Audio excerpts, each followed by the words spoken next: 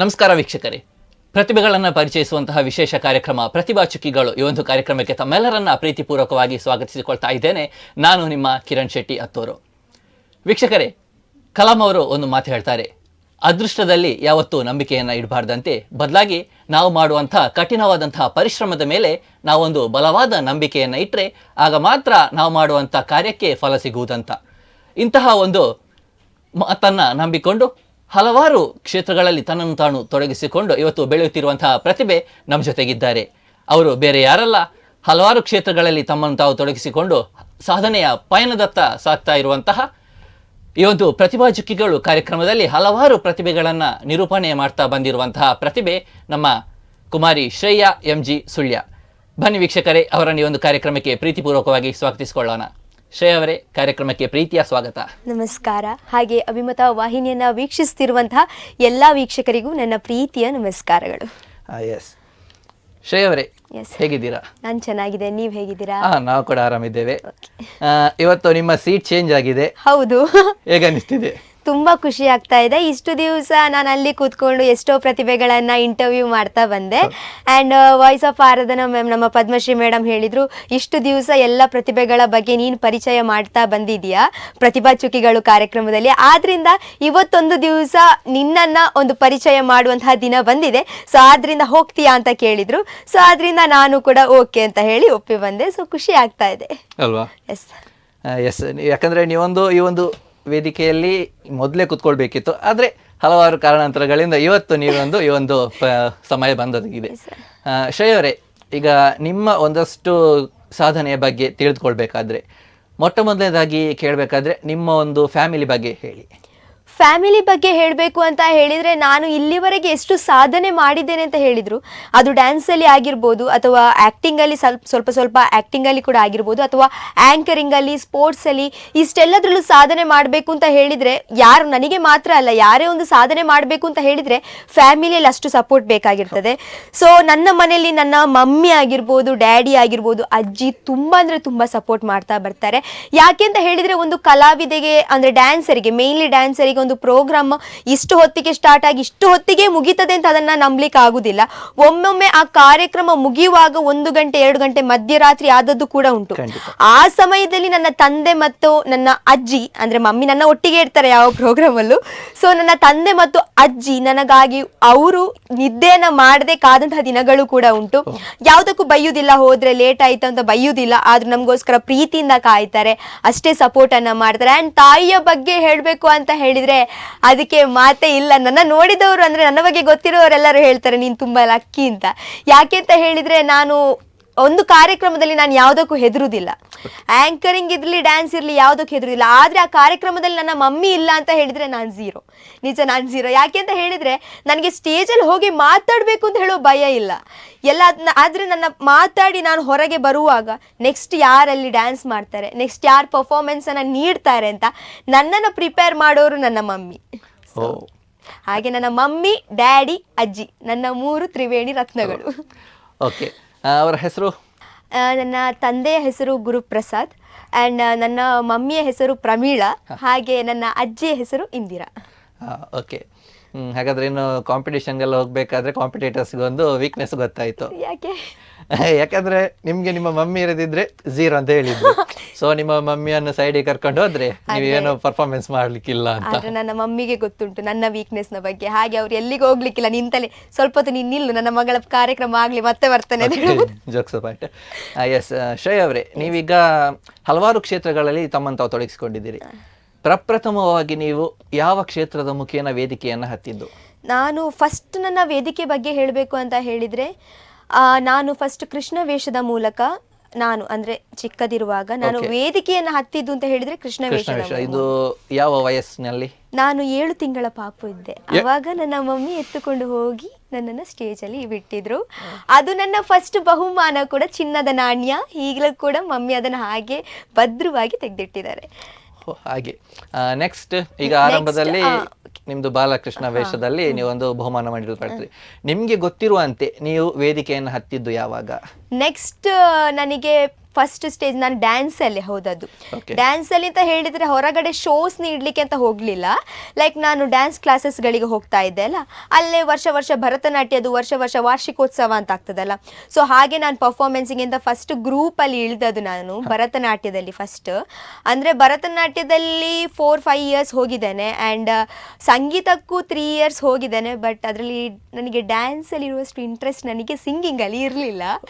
Okay, singing ಅಲ್ಲೂ ಕೂಡ ನೀವು ಹೆಜ್ಜೆ ಇಟ್ಟಿದ್ದೀರಾ ಆ ಕ್ಷೇತ್ರಕ್ಕೂ ಕೂಡ. ಎಲ್ಲದನ್ನು ಒಮ್ಮೆ ಎಕ್ಸ್ಪೀರಿಯನ್ಸ್ ಮಾಡಿ ಬಂದಿದ್ದೇನೆ. ಬಟ್ ಶಾಸ್ತ್ರೀಯ ಸಂಗೀತದಲ್ಲಿ ಜಾಸ್ತಿ ಇಂಟ್ರೆಸ್ಟ್ ಇರಲಿಲ್ಲ. ಆದರೆ ಮಮ್ಮಿಯ ಒಂದು ಒತ್ತಾಯಕ್ಕೋಸ್ಕರ ಹೋಗ್ತಾ ಇದ್ದೆ. ಬಟ್ ಒಂದು ದಿವಸ ಹೇಳಿದೆ, ಪ್ಲೀಸ್ ಮಮ್ಮಿ ಬೇಡ. ಯಾಕೆ ಅಂತ ಹೇಳಿದ್ರೆ ನಾವು ಒಂದು ನದಿಯಲ್ಲಿ ಹೋಗ್ತೇವೆ, 4 ದೋಣಿಗಳಿಗೆ ಕಾಲಿಟ್ರೆ ನಾವು ದಡ ಸೇರೋದು ಸ್ವಲ್ಪ ಕಷ್ಟ.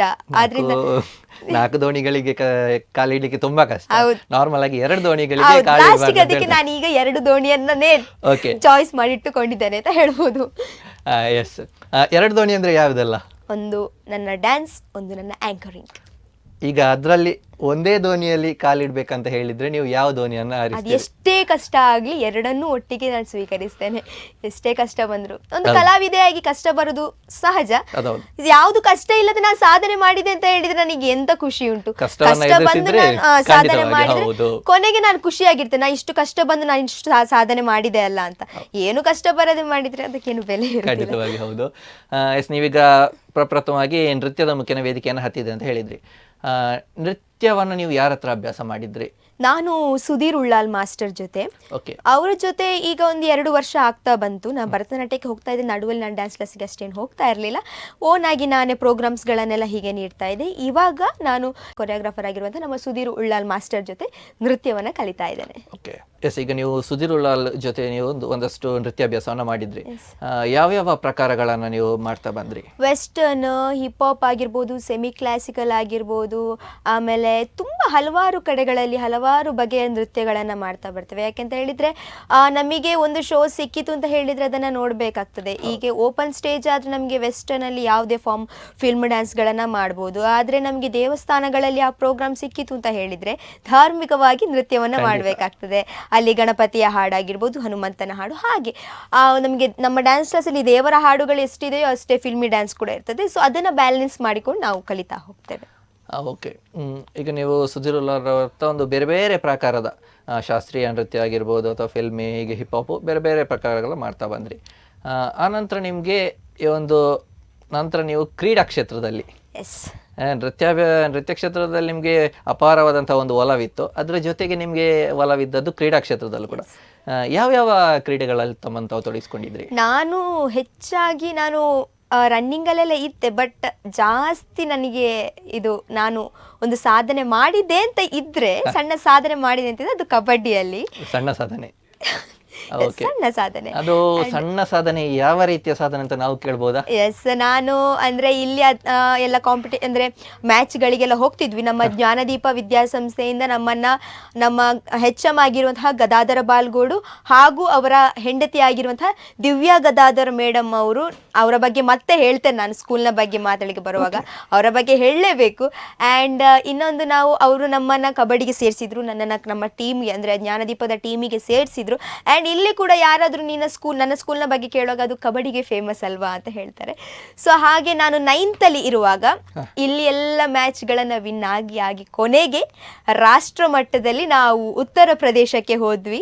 ಸೊ ಅಲ್ಲಿ ಉತ್ತರ ಪ್ರದೇಶದಲ್ಲೂ ಕೂಡ ಅಲ್ಲಿ ನಡೆದಂತಹ ರಾಷ್ಟ್ರ ಮಟ್ಟದ ಅಂದರೆ ಮ್ಯಾಚಲ್ಲೂ ಕೂಡ ಪ್ರಥಮ ಸ್ಥಾನವನ್ನು ಬಂದ್ವಿ. ಸೊ ಅಲ್ಲಿಗೆ ಅಲ್ಲಿ ವಿನ್ ಆದದ್ದು ಒಂದು ನಮ್ಮ ಜ್ಞಾನದೀಪಕ್ಕೆ ಹೆಸರು, ಇನ್ನೊಂದು ಅಲ್ಲಿ ಬೇರೆ ಬೇರೆ ರಾಜ್ಯದಿಂದ ಅಂದರೆ ನಾವು ಕರ್ನಾಟಕದಿಂದ ಹೋಗಿದ್ವಿ. ಅಲ್ಲಿ ಇನ್ನೂ ಹಲವಾರು ಮಂದಿ ಬಂದಿದ್ರು. ಬಟ್ ಹೋಗುವಾಗ ಕರ್ನಾಟಕದವರನ್ನು ಎಷ್ಟೇ ಆಗಲಿ ಚೀಪಾಗಿ ನೋಡ್ತಾರೆ. ಯಾಕೆ ಅಂತ ಹೇಳಿದರೆ ಕಳೆದ ಹಲವಾರು ಮ್ಯಾಚ್ಗಳಲ್ಲಿ ಕರ್ನಾಟಕ ಸೋಲ್ತಾ ಬಂದಿತ್ತಂತೆ. ಬಟ್ ನಮಗೊಂದು ಹೆಮ್ಮೆ ಇದೆ, ಎಲ್ಲರೂ ನಮ್ಮ ಕರ್ನಾಟಕವನ್ನು ಚೀಪಾಗಿ ನೋಡಿದರೆ ನಾವು ಹೋಗಿ ಅಲ್ಲಿ ವಿನ್ ಆಗಿ ಬಂದಿದ್ದೇವೆ ಅಂತ ಹೇಳುವಂಥ ಹೆಮ್ಮೆ ನಮಗಿದೆ. ಸೊ ನಮ್ಮ ಜ್ಞಾನದೀಪ ಅದನ್ನು ಸಾಧಿಸಿದೆ ಅಂತ. ಸೊ ನಮ್ಮ HM ನಮ್ಮ PT ಮೇಡಮ್ನ ಬಗ್ಗೆ ನಾನು ಮತ್ತೆ ಹೇಳ್ತೇನೆ ಸ್ಕೂಲ್ನ ಬಗ್ಗೆ ಹೇಳುವಾಗ. ಓಕೆ, ಇದು ನಿಮ್ಮ ಒಂದು ಸಣ್ಣ ಸಾಧನೆ ಕ್ರೀಡಾ ಕ್ಷೇತ್ರದಲ್ಲಿ. ಸಣ್ಣ ಸಾಧನೆ. ಓಕೆ, ಇರಲಿ. ಬೇರೆ ಯಾವ್ದೆಲ್ಲ ಕ್ರೀಡಾ ಕ್ಷೇತ್ರದಲ್ಲಿ ಬರೀ ಕಬಡ್ಡಿ ಮಾತ್ರವಾ? ಹಾ, ಶಾರ್ಟ್ ಪುಟ್ ಅಲ್ಲಿ ಎಲ್ಲ ಅದು ನಮ್ಮ ಸ್ಕೂಲ್ ಲೆವೆಲ್ ಅಲ್ಲಿ ಜಾಸ್ತಿ ಏನು ಸಾಧನೆ ಮಾಡ್ಲಿಕ್ಕೆ ಹೋಗಲ್ಲ. ಸ್ಪೋರ್ಟ್ಸ್ಗೆ ಜಾಸ್ತಿ ಏನು ಇಲ್ಲ. ಹಾಗೆ ಸ್ಪೋರ್ಟ್ಸ್ ಅಲ್ಲಿ ಅಷ್ಟೇ. ನಿಮ್ ಜೊತೆ ಮಾತಾಡ್ಬೇಕಾದ್ರೆ ನಮಗೂ ಭಯ ಸ್ಟಾರ್ಟ್ ಆಗಿದೆ ಈಗ. ನಮ್ಗಿಂತ ಜಾಸ್ತಿ ನೀವೇ ಮಾತಾಡ್ತಿದ್ದೀರಾ. ಬಹುಶಃ ಈ ಸೀಟ್ನ ಪ್ರಭಾವ ಇರ್ಬೋದು. ಇರ್ಲಿ. ಅದೇ ರೀತಿ ಸಂಗೀತ ಕ್ಷೇತ್ರದಲ್ಲಿ ಸ್ವಲ್ಪ ಸಮಯ ಹೋಗಿದ್ರಿ ಅಂತ ಹೇಳಿದ್ರಿ. ಅಲ್ಲಿದೇನಾದ್ರೂ ಒಂದು ಎಕ್ಸ್ಪೀರಿಯನ್ಸ್ ಹೇಳುದಾದ್ರೆ? ಶಾಸ್ತ್ರೀಯ ಸಂಗೀತಕ್ಕೂ ಮತ್ತೆ ಸುಗಮ ಸಂಗೀತಕ್ಕೂ ತುಂಬಾ ಡಿಫ್ರೆನ್ಸ್ ಇರ್ತದಲ್ವಾ. ಸೊ ಸುಗಮ ಸಂಗೀತವನ್ನ ಹೇಗಾದ್ರೂ ನಾವು ಲಿರಿಕ್ಸ್ ಅಲ್ಲೆಲ್ಲ ಕ್ಯಾಚ್ ಮಾಡ್ಬೋದು, ಬಟ್ ಶಾಸ್ತ್ರೀಯ ಸಂಗೀತದಲ್ಲಿ ಸರಿಗಮ ಪದನಿಸನೆ ಜಾಸ್ತಿ ಇರ್ತದೆ. ಬಟ್ ನನಗೆ ಆ ಸಾಂಗ್ ಯಾವುದು ಮ್ಯಾಮ್ ಹೇಳಿಕೊಟ್ಟು ನನ್ನ ತಲೆಯಲ್ಲೇ ನಿಲ್ತಾ ಇರಲಿಲ್ಲ. ಫಸ್ಟ್ ಆಫ್ ಆಲ್ ನನಗೆ ಇಂಟ್ರೆಸ್ಟ್ ಇರಲಿಲ್ಲ. ಅದೇ ಒಂದು ಮೇಯ್ನ್ ರೀಸನ್ ಆಗ್ತದೆ. ಯಾಕೆಂತ ಹೇಳಿದರೆ ಯಾವುದೇ ಒಂದು ಪ್ರತಿಭೆಗೆ ಮುಂದೆ ಬರಬೇಕು ಅಂತ ಹೇಳಿದರೆ ಅವರಲ್ಲೂ ಅಷ್ಟೇ ಓನ್ ಇಂಟ್ರೆಸ್ಟ್ ಬೇಕು. ಫಸ್ಟ್ ನಾನು ಮಮ್ಮಿ ಒಟ್ಟಿಗೆ ಹೇಳುವ ಅಂತಿದ್ದೆ, ಬೇಡ ಮಮ್ಮಿ ಅಂತ. ಬಟ್ ಎಲ್ಲಿ ಮಮ್ಮಿ ಬೈತಾರೋ ಅಂತ ಹೇಳುವಂತಹ ಒಂದು ಥಿಂಕಿಂಗಲ್ಲಿ ಹೇಳಲಿಲ್ಲ. ಬಟ್ ಯಾವಾಗ ಲಾಕ್ಡೌನ್ ಬಂತು ಅವಾಗೆಲ್ಲ ಆನ್ಲೈನ್ ಕ್ಲಾಸಸ್ ಶುರು ಆಯಿತು. ದೆನ್ ಮನಸ್ಸು ಮಾಡಿದೆ ಒಮ್ಮೆ ಹೇಳಿ ಬಿಡುವ ಮಮ್ಮಿ ಜೊತೆ, ಕಷ್ಟ ಆಗ್ತೊಂಡು. ದೆನ್ ಹೈಯರ್ ಸ್ಟಡೀಸ್ ಆಗುವಾಗ ಎಲ್ಲ ಸೇರುವಾಗ ತುಂಬ ಕಷ್ಟ ಆಗ್ತದೆ. ಸೊ ಮಮ್ಮಿ ಜೊತೆ ಹೇಳಿದೆ, ಮಮ್ಮಿಗೂ ನನ್ನ ಕಷ್ಟ ಗೊತ್ತಾಯಿತು. ಸೊ ಪ್ರೋಗ್ರಾಮ್ಸ್ಗಳನ್ನು ನೀಡಿದ್ದೇನೆ. ಲೈಕ್ ಅಂದರೆ ಹೊರಗಡೆ ಎಲ್ಲೋ ನಾನು ಸಾಂಗ್ ಹೇಳಿಲ್ಲ ಇಲ್ಲಿವರೆಗೆ. ಯಾರೆಷ್ಟು ಒತ್ತಾಯ ಮಾಡಿದ್ರು ನಾನು ಸಾಂಗ್ ಅಂತೂ ಹೇಳಲಿಕ್ಕೆ ಹೋಗಲಿಲ್ಲ. ಆ್ಯಂಡ್ ಶಾಸ್ತ್ರೀಯ ಸಂಗೀತದಲ್ಲಿ ನಾನು ಈಗ ವಾರ್ಷಿಕೋತ್ಸವಗಳಲ್ಲಿ ಎಲ್ಲ ಗ್ರೂಪಲ್ಲಿ ಹಾಡು ಹೇಳಲಿಕ್ಕೆ, ಇಂಡಿವಿಜುವಲ್ ಅಲ್ಲಿ ಇಲ್ಲ. ಕಾಲೇಜಲ್ಲೂ ಇವಾಗ ಸ್ಕೂಲಲ್ಲಿ ಎಲ್ಲ ಗ್ರೂಪಲ್ಲಿ ಸಿಂಗಿಂಗ್ ಇದ್ರೆ ಸೇರ್ತಿದ್ದೆ, ಅದು ಇವಾಗಲೂ ಸೇರ್ತೇನೆ. ಆ್ಯಂಡ್ ಇಂಡಿವಿಜುವಲ್ ಅಲ್ಲಿ ಏನು ಬೇಕಾದ್ರೂ ಮಾಡಿ ಡ್ಯಾನ್ಸ್ ಎಲ್ಲ. ಫ್ಯೂಚರಲ್ಲಿ ಏನಾದರೂ ಒಂದು ಮನಸ್ಸು ಮಾಡುವಂತಹ? ಇಲ್ಲ, ಸದ್ಯಕ್ಕಿಲ್ಲ. ಬೇಡ ಬೇಡ ಬೇಡ, ಅದು ನಮ್ಗಿಂತ ಹೊರಗಡೆ ಇಡುವಂತ. ಓಕೆ, ಇರಲಿ. ಅದನ್ನು ಬಿಟ್ಟು ಇನ್ನು ನೀವು ನೃತ್ಯಾಭ್ಯಾಸದ ಬಗ್ಗೆ ಹೇಳಿದ್ರಿ. ಈಗ ನಿಮ್ಗೆ ಬೇರೆ ಬೇರೆ ಕ್ಷೇತ್ರಕ್ಕೆ ನೀವು ಸ್ವ ಇಚ್ಛೆಯಿಂದ ಹೋಗ್ತಾ ಇದ್ದೀರಾ, ಅಲ್ಲ ನಿಮ್ಮ ಮನೆಯಿಂದ ಪೇರೆಂಟ್ಸ್ನವರು ನಿಮ್ಮನ್ನ ದೂಡ್ತಾ ಇದ್ದಾರಾ? ಇಲ್ಲ, ಇವಾಗ ಮೊದಲು ನಾನು ಹೇಳಿದೆ ಸಂಗೀತದಲ್ಲಿ ನನ್ನ ಪೇರೆಂಟ್ಸ್ಗಳ ಒತ್ತಾಯ ಇತ್ತು. ಆ್ಯಂಡ್ ಒಂದು ವಾರ ಕರಾಟೆ ಕ್ಲಾಸಿಗೂ ಹೋಗಿದ್ದೇನೆ. ಒಂದು ವಾರ ಸ್ವಲ್ಪ ದೂರ ಇರೋದು ಒಳ್ಳೇದಾಗಿದ್ರೆ ಒಂದು ವಾರ, ಅದು ಕೂಡ ಪೇರೆಂಟ್ಸ್ಗಳ ಒತ್ತಾಯಕ್ಕೆ ಹೋದದ್ದು ನಾನು. ಅದು ಕೂಡ ಬೇಡ ಅಂತ ಹೇಳಿದ್ರೆ? ಅದು ಬೇಡ ಅಂತ ಆಯ್ತು ನನ್ನ ಮನಸ್ಸಿಗೆ, ಬೇಡ. ಆ್ಯಂಡ್ ನಾನು ಡ್ಯಾನ್ಸಲ್ಲಿ ಇದ್ದೇನಲ್ಲ, ಒಂದು ಫ್ಲಿಪ್ ಹೊಡೆದು ಗುದ್ದಿದ್ರೆ ಯಾರ ಹತ್ರ ಬರಲಿಕ್ಕಿಲ್ಲ. ಅದಕ್ಕೆ ದೆನ್ ಇವಾಗ ಹೋಗ್ತಿರುವಂಥದ್ದು ಆ್ಯಂಕರಿಂಗ್ ಮತ್ತೆ ಸಂಗೀತ, ನೃತ್ಯದ ಬಗ್ಗೆ ಹೇಳಬೇಕು ಅಂತ ಹೇಳಿ ನನಗೆ ಚಿಕ್ಕದ್ರಿಂದಲೂ ಡ್ಯಾನ್ಸ್ ಅಂತ ಹೇಳಿದ್ರೆ ಅಪಾರ ಪ್ರೀತಿ ಅಂತ ಹೇಳ್ಬೋದು. ಯಾಕೆ ಅಂತ ಹೇಳಿದ್ರೆ ಚಿಕ್ಕದಿರುವಾಗ ನನ್ನ ಮಮ್ಮಿ ಕೆಲಸದ ಪರವಾಗಿ ಮಂಗಳೂರಲ್ಲಿದ್ದರು, ಡ್ಯಾಡಿ ಬೆಂಗಳೂರಲ್ಲಿದ್ದರು. ನಾನು ನನ್ನ ಅಜ್ಜಿಯ ಜೊತೆ ಸುಳ್ಯದಲ್ಲಿ ಬೆಳೆದವಳು. ಸೊ ಚಿಕ್ಕದ್ರಲ್ಲೇ ಮಮ್ಮಿ ಬಿಟ್ಟು ಹೋಗಿದ್ರು ಕೆಲಸಕ್ಕೆ ಅಂತ. ಸೊ ಅವಾಗೆಲ್ಲ ಏನು ಮಾಡ್ತಾ ಇದ್ದೆ ಅಂತ ಹೇಳಿದರೆ, ಅಜ್ಜಿಯ ಜೊತೆ ಟಿ ವಿಯಲ್ಲಿ ಈಗ ಕರ್ನಾಟಕ ಡ್ಯಾನ್ಸ್ ಎಲ್ಲ ಬರ್ತಾ ಇದ್ರೆ ಅದನ್ನು ನೋಡಿ ಚಿಕ್ಕ ಇರುವಾಗಲೇ ಒಂದು LKG ಇರಲಿಲ್ಲ, ಅವಾಗೆಲ್ಲ ಮುಂದೆ ಕುಣಿತಾ ಇದ್ದೆ ಅಂತೆ. ಸೊ ಅವಾಗ ನನ್ನ ಅಮ್ಮ ಇನ್ನು ಕುಣಿ ಮಗ, ಇನ್ನು ಕುಣಿ ಅಂತ ಎಂಕರೇಜ್ ಮಾಡ್ತಾ ಇದ್ರು. ಎಸ್, ಅವಾಗ ಮಾಲಾಶ್ರೀ ಅವರು ಜಡ್ಜ್ ಆಗಿದ್ರು. ಗ್ರೂಪ್ ಇತ್ತು, ನನಗೆ ಇವಾಗಲೂ ನೆನಪಿದೆ, ಗ್ರೂಪ್ ಇತ್ತು ಕರ್ನಾಟಕ ಡ್ಯಾನ್ಸ್. ಮಾಲಾಶ್ರೀ ಅವರು ಜಡ್ಜ್ ಆಗಿದ್ರು. ಸೋಲೋ ಆವಾಗ ಬರ್ತಾ ಇರಲಿಲ್ಲ, ನನಗೆ ನೆನಪಿದೆ ಇನ್ನು. ಸೊ ಹಾಗೆ ನಾನು ಅದರ ಮುಂದೆ ಎಲ್ಲ ಕುಣಿತಾ ಇದ್ದೆ. ಆ್ಯಂಡ್ ಫಿಲ್ಮ್ ಸಾಂಗ್ಸ್ ಎಲ್ಲ ಬರುವಾಗ ಎಲ್ಲ ಲೈಕ್ ಆ್ಯಕ್ಟಿಂಗ್ ಎಕ್ಸ್ಪ್ರೆಷನ್ ಕೊಡುವಾಗೆಲ್ಲ ಮಾಡ್ತಾ ಇದ್ದೆ. ಸೊ ಅಜ್ಜಿ ನನಗೆ ತುಂಬ ಸಪೋರ್ಟ್. ನಾನು ಎಲ್ಲಿ ಹೋದರೂ ಕೂಡ ನನ್ನ ಅಜ್ಜಿಯನ್ನು ನಾನು ಯಾವತ್ತು ಬಿಟ್ಟು ಕೊಡೋದಿಲ್ಲ. ಯಾಕೆ ಅಂತ ಹೇಳಿದರೆ ಇಲ್ಲಿಯವರೆಗೆ ಕೂಡ ನನಗೆ ಎಷ್ಟು ಏಜ್ ಆದರೂ ಕೂಡ ನನ್ನನ್ನು ಇನ್ನೂ ಕೂಡ ಬಾಬೆ ಅಂತೇಳಿ ಕರೀತಾರೆ, ಅಲ್ಲದೆ ನನ್ನ ಹೆಸರು ಎತ್ತಿ ಕರೆಯುವವರಲ್ಲ, ಅವರು ಶ್ರೇಯ ಅಂತ ಕರೆಯುವವರಲ್ಲ. ಸೊ ಡ್ಯಾನ್ಸ್ ಆ್ಯಂಡ್ ಆ್ಯಂಕರಿಂಗಲ್ಲಿ ನನಗೆ ತುಂಬ ಇಂಟ್ರೆಸ್ಟ್ ಅವತ್ತಿಂದ. ಆ್ಯಂಕರಿಂಗ್ನ ಬಗ್ಗೆ ಹೇಳಬೇಕು ಅಂತ ಹೇಳಿದರೆ, ನಾನೊಬ್ಳು ಆ್ಯಂಕರಿಂಗ್ ಅಂತ ನನಗೂ ಗೊತ್ತಿರಲಿಲ್ಲ. ಆ್ಯಂಕರಿಂಗ್ ಮಾಡ್ಬೋದು, ಒಂದು ನಿಮಿಷ, ಆಕ್ಚುಲಿ ನಾನು ಅದನ್ನು ಲಾಸ್ಟಿಗೆ ಕೇಳುವಂತ ಇದ್ದದ್ದು. ಯಾಕಂದ್ರೆ ಗೊತ್ತು ನೀವು ಆ್ಯಂಕರಿಂಗಿಗೆ ಬಂದ್ರೆ ಈಗ ನನ್ನನ್ನು ಮತ್ತೆ ಮಾತಾಡ್ಲಿಕ್ಕೆ ಬಿಡುದಿಲ್ಲ ಅಂತ. ಅದಕ್ಕೆ ನಾವು ಆದಷ್ಟು ಪ್ರಶ್ನೆಯನ್ನು ಚೇಂಜ್ ಮಾಡ್ತಾ ಹೇಳಿ. ಈಗ ಹೇಳ್ತೇನೆ ನಾನು ಇನ್ನು. ಓಕೆ, ಸೊ ಡ್ಯಾನ್ಸಲ್ಲಿ ಹಾಗೆ ಬಂದ.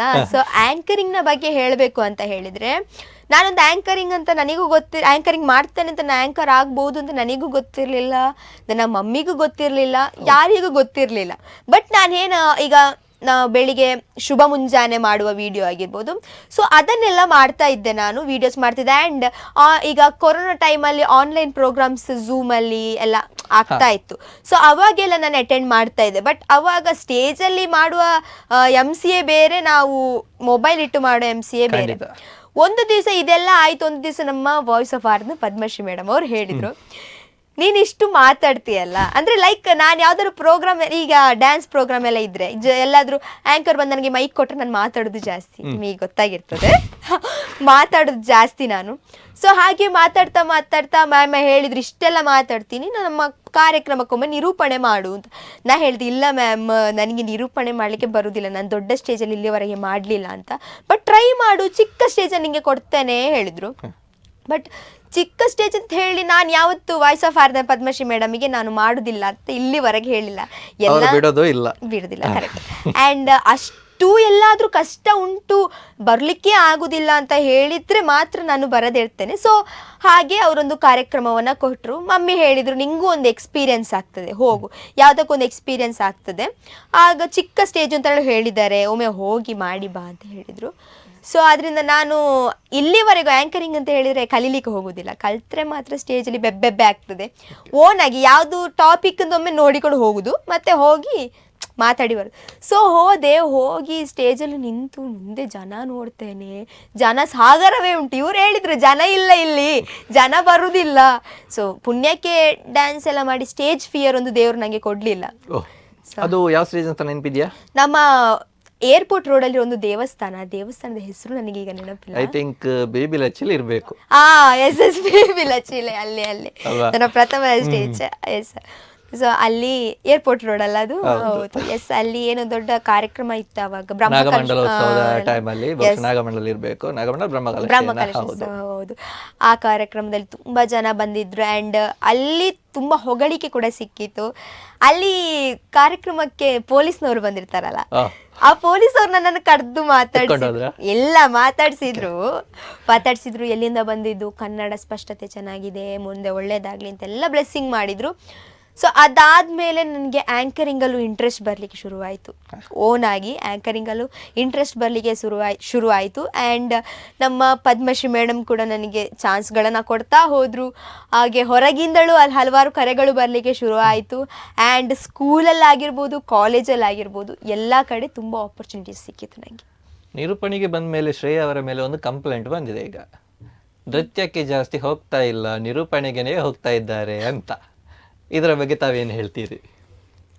ಹಾಗೇನಿಲ್ಲ, ಬಟ್ ನೃತ್ಯದ ಬಗ್ಗೆ ಹೇಳಬೇಕು ಅಂತ ಹೇಳಿದರೆ ನನಗೆ ಯಾವುದಕ್ಕೆ ಜಾಸ್ತಿ ನಾನು ಸಿಗ್ತದೆ ಅಂದರೆ, ಜನರು ನನ್ನಲ್ಲಿ ಇವಾಗ ನೃತ್ಯಕ್ಕಿಂತ ಜಾಸ್ತಿ ಆ್ಯಂಕರಿಂಗನ್ನೇ ಇಷ್ಟಪಡ್ತಾ ಇದ್ದಾರೆ ಅಂತ ಹೇಳ್ಬೋದು. ಯಾಕೆ ಅಂತ ಹೇಳಿದರೆ ನಂಗೆ ಗೊತ್ತಿಲ್ಲ ನಾನು ಏನು ಮಾಡ್ತೇನೆ ಅಂತ, ಬಟ್ ತುಂಬ ಕಡಿಮೆ ಮಾತಾಡೋದು. ಹೌದು, ನಾನು ಕಡಿಮೆ ಮಾತಾಡೋದು ಗೊತ್ತಾಗ್ತಿರ್ಬೋದು ನಿಮಗೆ. ಸೊ ಹಾಗೆ ನನಗೆ ಆ್ಯಂಕರಿಂಗಿಗೆ ಜಾಸ್ತಿ ಕಾಲ್ಸ್ ಬರ್ತಾ ಇರ್ತದೆ. ಆ್ಯಂಡ್ ನಾನು ಹೇಳ್ತೇನೆ, ನಾನು ಓಪನ್ ಆಗಿ ಹೇಳೋದು, ನನಗೆ ಗ್ರೂಪಿಗಿಂತ ನಾನು ಸೋಲೋ ಆಗಿ ಹೋಗೋದು ನನಗಿಷ್ಟ. ನಾನು ಗ್ರೂಪಲ್ಲಿ ಹೋಗೋಗಿಂತ ನಾವು ಯಾಕೆ ಹೋಗ್ತಾ ಇರುವಂಥದ್ದು, ನಾವು ಒಂದು ಜನರಿಗೆ ನಾವು ಗುರುತಿಸ್ಬೇಕು. ನನಗೆ ಡ್ಯಾನ್ಸಿಗೆ ಜಾಸ್ತಿ ಆಪರ್ಚುನಿಟಿ ಸಿಗ್ತಾ ಇರುವಂಥದ್ದು ಗ್ರೂಪಲ್ಲಿ. ಬಟ್ ನಾವು ಓಪನ್ ಆಗಿ ಹೇಳ್ತಾ ಇರೋದು, ನನಗೆ ಇಂಡಿವಿಜುವಲ್ ಆಗಿ ಹೋಗೋದಂದರೆ ತುಂಬ ಇಷ್ಟ. ಆ್ಯಂಡ್ ಅದಕ್ಕೆ ನನಗೆ ಆ್ಯಂಕರಿಂಗಲ್ಲಿ ಡ್ಯಾನ್ಸ್ ಆದರೆ ನೀವು ಥಿಂಕ್ ಮಾಡಿ, ಡ್ಯಾನ್ಸ್ ಆದರೆ ಒಂದು ಪರ್ಫಾರ್ಮೆನ್ಸ್ ಕೊಟ್ಟು ಹೋಗಬೇಕಾಗ್ತದೆ. ಬಟ್ ಆ್ಯಂಕರಿಂಗ್ ಇದ್ದರೆ, MC ಮಾಡಲಿಕ್ಕಿದ್ರೆ, ಆ ಕಾರ್ಯಕ್ರಮದ ಹೊಣೆ ನಮ್ಮ ಮೇಲೆ ಹೇಗೂ ಇರ್ತದೆ, ಅದು ಕಷ್ಟ. ಬಟ್ ಫಸ್ಟಿಂದ ಲಾಸ್ಟ್ವರೆಗೆ ನಾವು ವೀಕ್ಷಕರ ಜೊತೆ ಬೆರಿತೇವೆ, ಅದು ನನಗೆ ತುಂಬ ಇಷ್ಟ. ಸೊ ಅದಂಗೆ ಇವಾಗ ಡ್ಯಾನ್ಸ್ ಇಲ್ಲ, ನನಗೆ ಎರಡು ಇಷ್ಟನೇ. ಡ್ಯಾನ್ಸ್ ಅನ್ನು ಬಿಡ್ತಾ ಇಲ್ಲ, ಯಾಕೆಂತ ಹೇಳಿದ್ರೆ ನೀವು ನೋಡ್ತಾ ಇರ್ಬೋದು ಇನ್ಸ್ಟಾಗ್ರಾಮ್ ಅಲ್ಲಿ ನಾನು ಪೋಸ್ಟ್ ಮಾಡುವಷ್ಟು ರೀಲ್ಸ್ ಯಾರು ಪೋಸ್ಟ್ ಮಾಡಲಿಲ್ಲ, ವೇದಿಕೆ ಮೇಲೆ ಪ್ರದರ್ಶನಗಳನ್ನು. ಅದಕ್ಕೆ ನಾ ಇವಾಗ ಹೇಳಿದೆ ಅಲ್ಲ. ಸೊ ನಮಗೆ ಜಾಸ್ತಿ ನಾನು ಆಡಿಯನ್ಸ್ ಒಟ್ಟಿಗೆ ರೀಚ್ ಆಗುವಂಥದ್ದು ಅದು ಆ್ಯಂಕರಿಂಗ್. ಹೌದು, ಖಂಡಿತ. ಯಾಕಂದ್ರೆ ಇವತ್ತು ಒಂದು ಪ್ರತಿಭೆ ಸಾಧಕನಾಗಬೇಕಾದ್ರೆ ಮುಖ್ಯವಾಗಿ ಬೇಕಾದದ್ದು ಕಲಾಭಿಮಾನಿಗಳು. ಎಸ್, ಅವರ ಆಶೀರ್ವಾದ ಇದ್ರೆ ಖಂಡಿತವಾಗಿ ಅವರು ನಮ್ಗೆ ಆಶೀರ್ವಾದ ನೀಡಿದ್ರೆ ಮಾತ್ರ ನಾವು ಬೆಳೆಯಲಿಕ್ಕೆ ಯಾವುದೇ ಕಾರ್ಯಕ್ರಮ ನೋಡ್ಬೋದು. ಎಲ್ಲಾದ್ರೂ ಮುಂದೆ ಕೊಡ್ತಾ ಆಡಿಯನ್ಸ್ ನಮಗೆ ಚಪ್ಪಾಳೆ ಹೊಡಿಲಿಲ್ಲ ಅಂತ ಹೇಳಿದ್ರೆ, ಲೈಕ್ ಸುಮ್ಮನೆ ಇದ್ದಾರೆ, ಏನು ರೆಸ್ಪಾನ್ಸ್ ಮಾಡ್ತಿಲ್ಲ ಅಂತ ಹೇಳಿ ನಮಗೂ ಕಾರ್ಯಕ್ರಮವನ್ನ ಅಯ್ಯೋ ಯಾಕೆ ಅಂತ ಆಗ್ತದೆ ಅಲ್ವಾ? ಈಗ ಮತ್ತೊಮ್ಮೆ ನಿಮ್ಮ ಒಂದು ನೃತ್ಯ ಕ್ಷೇತ್ರಕ್ಕೆ ಹೋಗುವ. ನೃತ್ಯ ಕ್ಷೇತ್ರದಲ್ಲೇ ನೀವು ಹಲವಾರು ಕಡೆಗಳಲ್ಲಿ ಪ್ರೋಗ್ರಾಮ್ ಅನ್ನು ನೀಡ್ತಾ ಬಂದ್ರಿ. ಅದಕ್ಕೆ ಪೂರಕವಾಗಿ ಹಲವಾರು ಪ್ರಶಸ್ತಿ ಕೂಡ ನಿಮ್ಗೆ ಸಿಗ್ತಾ ಬಂತು.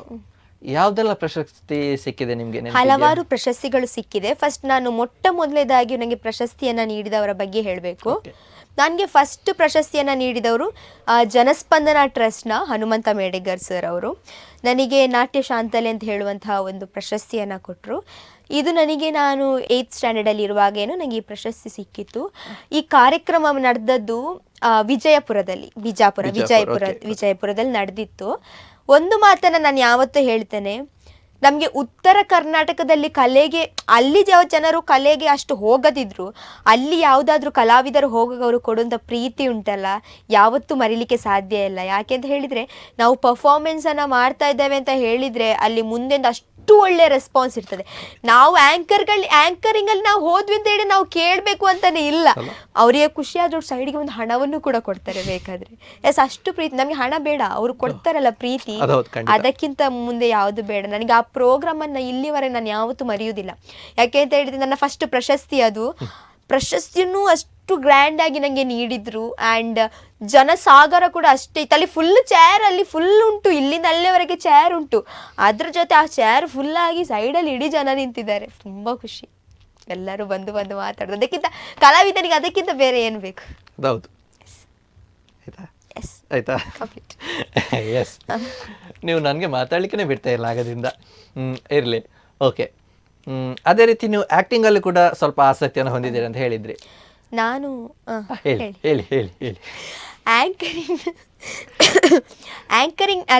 ಆ್ಯಕ್ಟಿಂಗ್ನ ಬಗ್ಗೆ ಹೇಳಬೇಕಂತ ಹೇಳಿದರೆ, ನಾನು ಈ ಲಾಕ್ಡೌನ್ ಟೈಮಲ್ಲಿ ಒಂದು ತರಬೇತಿ ಅಂತ ಬಂದಿತ್ತು, ಆ್ಯಕ್ಟಿಂಗ್ ತರಬೇತಿ ಅಂತ. ಬಟ್ ಅವರ ಹೆಸರು ನನಗೆ ನಿಜ ನೆನಪಿಲ್ಲ, ಆ್ಯಕ್ಟಿಂಗ್ ಸಂಸ್ಥೆ ಹೆಸರು ನೆನಪಿಲ್ಲ. ನೋಡ್ತಾ ಇದ್ರೆ ಸಾರಿ. ಆ್ಯಂಡ್ ಯಾಕೆಂತ ಹೇಳಿದರೆ, ಲಾಕ್ಡೌನ್ ಬಂದದ್ದು ಯಾಕೆ, ನಾನು 6th 7th ಇರುವಾಗ. ಸೊ ಆದ್ರಿಂದ ನನಗೆ ನೆನಪಿಲ್ಲ. ಸೊ ಹಾಗೆ ನಾನು ಆ ಕ್ಲಾಸಸ್ಗಳಿಗೆ ಅಟೆಂಡ್ ಆದೆ. ಸೊ ಅದರಲ್ಲಿ ಹೇಗಿರ್ತಿತ್ತು ಅಂತ ಹೇಳಿದರೆ, ಲೈಕ್ ಒಂದೊಂದು ಆ್ಯಕ್ಟಿಂಗ್ ಮಾಡಿ ವಿಡಿಯೋ ಎಲ್ಲ ಕಳಿಸೋದು. ಸೊ ಹಾಗೆ ಒಂದು ಕ್ಲಾಸಿಗೆ ಅಟೆಂಡ್ ಆದೆ. ದೆನ್ ಆ್ಯಕ್ಟಿಂಗ್ ಅಂತ ಹೇಳಿ ಸ್ವಲ್ಪ ಶಾರ್ಟ್ ಮೂವಿಗಳನ್ನು ಮಾಡಿದೆ. ಗಮ್ಜಲ್, ಡೀಲ್, ಹೀಗೆ ಹಲವಾರು ಲೈಕ್ ಸಣ್ಣ ಮೂವಿಗಳಿಗೆಲ್ಲ ಮಾಡಿದೆ. ಆ್ಯಂಡ್ ಆ್ಯಕ್ಟಿಂಗಲ್ಲಿ ಅಷ್ಟು. ಹೌದಾ? ಓಕೆ, ಅದರ ಆಸಕ್ತಿ ಇದೆ ಅಂತ. ಆಸಕ್ತಿ. ಎಸ್.